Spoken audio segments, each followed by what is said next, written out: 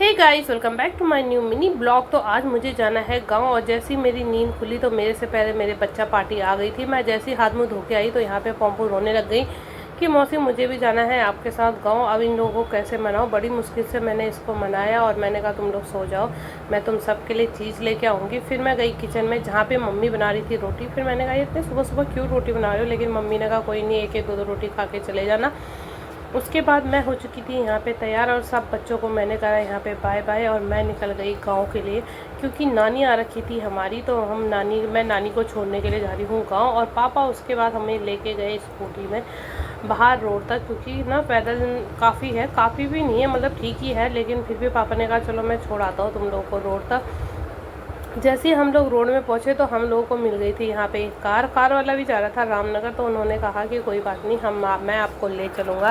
तो हमने कहा चलो भाई ठीक है, कार वाले को भी किराया देना है, आपको भी किराया ही देना है। उसके बाद 2-3 मुसाफिर हमारे साथ और थे, तो वो लोग भी बैठ चुके थे सीट पे। उसके बाद हम आ गए थे रामनगर, पहुँच चुके थे। फिर गाँव जाने के लिए मैंने यहाँ पर लिए कुछ फ्रूट, और नानी को बैठा दिया मैंने बस अड्डे पर। वहाँ पर मैंने कहा आप यहाँ पर बैठो।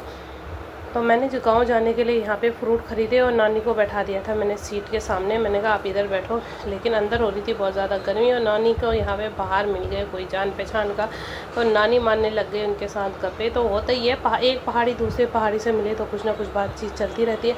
उसके बाद मैं बैठ गई थी बस के अंदर। बस जाने में अभी टाइम था, तो मेरी मौसी का लड़का यानी कि रोहन भी मेरे साथ जा रहा था। उसके बाद थोड़ी देर बाद आ गया था यहाँ पे रोहन, और मैंने काफ़ी सारी गप्पे मारी। और मैं रोहन को कह रही थी मुझे बहुत ज़्यादा नींद आ रही है, तो उसने कहा कोई नहीं दीदी आप सो जाओ तब तक। फिर मैं सो गई। जैसी ही बस चली तो मुझे भी नींद आ गई। तो ठंडी ठंडी हवाओं के साथ हम निकल गए पहाड़ की ओर। और बस रास्ता में देखो कितना सुहाना सा मौसम हो रहा है। वैसे सुबह सुबह निकल जाओ गांव के लिए या चाहे दिल्ली के लिए ना, तो सुबह सुबह का सफ़र सही रहता है, एकदम ठंडा ठंडा। उसके बाद गर्जिया में रुकी यहाँ पे गाड़ी, तो सब लोगों ने टेका यहाँ पे मत्था, और हम लोगों ने लगाया यहाँ पे टीका चंदन अपने सर में। और उसके बाद निकल पड़ी यहाँ पे गाड़ी भी सीधे गांव जाने के लिए। और उसके बाद हम लोग रुके यहाँ पे शंकरपुर में। चाय गाड़ी वालों ने चाय नाश्ता करा, और उसके बाद हम लोगों ने भी चाउमीन खाया। उसके बाद हम निकल गए अपने ननियाल के लिए। बस से उतरते यहाँ से बहुत ज़्यादा नीचे को जाना है, तो उसके बाद मैं और रोहन निकल पड़े नीचे के लिए।